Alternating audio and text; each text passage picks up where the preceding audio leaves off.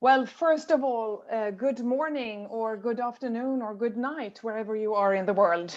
It's fantastic what we can achieve these days. I'm very honored and happy to be invited to EU-China Health Summit today. And my talk is about the collaboration between business, healthcare and academia, and how we do that in West Sweden, where I come from. And we do that in order to meet the demands for the future of medicine and healthcare. My name is Charlotta Gummeson, and I'm the CEO for Sahlgrenska Science Park. In Sweden, Sweden ranks as the #1 country in Europe when it comes to infrastructure of innovation. And you can see that number 2 and 3 here are our Nordic countries, Nordic fellows here. So we are working very close with our Nordic countries. So the Nordic region is known to have similar culture and similar ways of doing business and so forth. Oh, sorry. So I will talk a little bit of this and also how we work in Sweden and the Nordics. Sahlgrenska Science Park is part of this success of working with innovation. And here is the picture. In the very core of the way we work in the innovation system in Sweden and in the Nordics is the triple helix model, where we always include the research from the universities or the academia, and the industry, the relevant industry, and in this case, healthcare sector. And I will talk now in particular how we work in West Sweden with 2 projects that we really enforce this way of working, the triple helix model. On the right-hand side on this slide, you see the 6 science parks that we have in West Sweden. West Sweden is the largest region in Sweden, also being regionalized for the longest time. So we are very sorry for this animation here. And these science parks, it's a long tradition to work with the triple helix model from different sectors. And we are meeting on regular basis to discuss what is happening within the different sectors. And what we see now in healthcare is a trend towards working more over the sectors. And I will come to that later as well. One project that the first one I want to talk about is Into Health, we call it. And that's a project where we are really focusing on the essence of the unmet needs within the healthcare sector, and we are then inviting our fellow science parks colleagues, and they then also invite from the academia, the certain industry, and their public sectors in order to focus on these issues and problems. And the process is very clear, and it's iterative, and it's a way of learning all the time.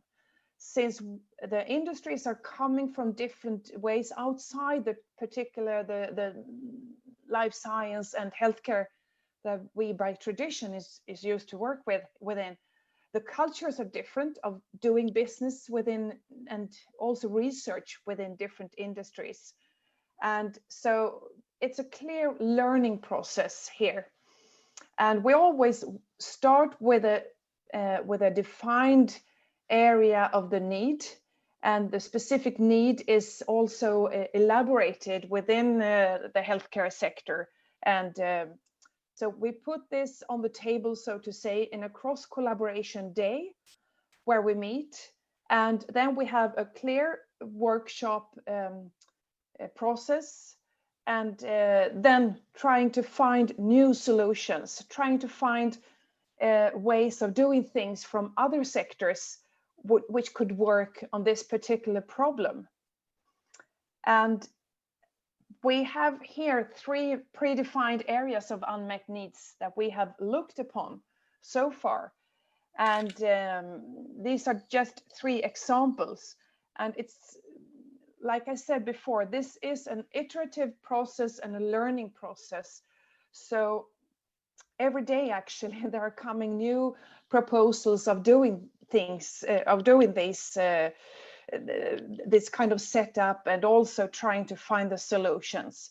And it's very interesting to see totally new competences and areas of expertise entering the traditionally quite siloed life science sector. So this was one project. Another project that we run in a triple helix model in West Sweden is the heart bus, or hjärtbussen as we call it in Swedish. This is a close collaboration between the Sahlgrenska University, University Hospital, and also the University of Gothenburg and AstraZeneca. So the 3 components in the triple helix model are there with academia, the healthcare, and industry. This looks like an ordinary track, but it's not. It's a mobile heart clinic. It's a mobile clinic with the advanced technology equipment and specialized diagnostic tools that are needed for treating and diagnosing, especially diagnosing then heart failure.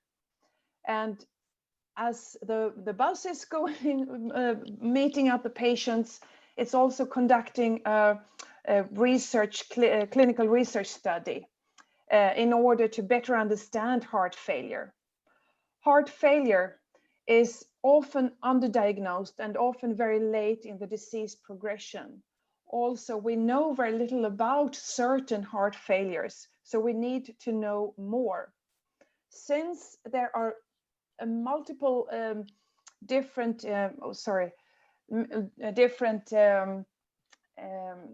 specialized diagnostic tools that are needed, these are all many times in different clinics, and it requires a lot of different visits to the hospital for the patients. But with a mobile heart bus, this allows patients like a one-stop shop, so to say, where also this clinic comes to the patients outside the hospital, but it has everything within it then. So we see that it comes getting closer to the patient. And as we saw before here, as AstraZeneca says here, the heart bus will enable us to perform, let's see here, I will take, sorry, to perform in one location 3 procedures needed for a physician to diagnose heart failure, thereby speeding up the delivery of critical data to improve patients' care. So this is another really interesting triple helix project that we run. And what we see is 3 big trends in life science that is really enforcing this way of working, to invite new expertise and to work cross-sector and the new cross collaboration. What we see, the 3 main trends that we are focusing on are the structural factors, where we have the patent expirations, and we see the generic competition, and then with that comes the payer pressure. Also, we see the aging population around the world and much more informed patients. The second one is the science advancements here, focusing more on prevention and prediction rather than health and health rather than treating diseases. This calls for more personalized healthcare, more precision medicine, and a more regenerative approach in science. And also this moves on with a speed of a light, really. So this is really exciting. And third, the giant cherry on the top that we all are aware of, especially during these times with a pandemic, is the digitalization of the society and science and life as such. So these three trends combined has resulted in a huge interest from other industries getting closer to life science. And we see here ICT and big tech companies that are driven by AI and early trend spotting. They are really now working towards life science and are exploring their own health solutions. And what we also see, companies from automotive, such as Volvo and Geely that we have here in West Sweden, they're also working with their own health solutions in their own products as natural development of the technologies that they already had in place. So industries are looking for multiple uses of their innovation, cross-sector, and the knowledge sharing here is really the key to find the best solutions on the global health challenges that we face. So what we say here, it's not a matter of time or when or if, it's a rather a matter of how to connect these different life science with the different sectors and competences. And that's where a science park setting with a neutral arena, such as we have at Sahlgrenska Science Park, is the key to allow a triple helix collaboration. And what we say here is really that we are working really, I mean, if you're working in China, China is a big market, but working in the Nordic region and particularly in Sweden, then the market is so small. So we really have to think global from start. And we do that in research and in the industry as well. So our motto is very much to think globally and act locally. And that's why I think events such as this EU-China Health Summit is really a key forward.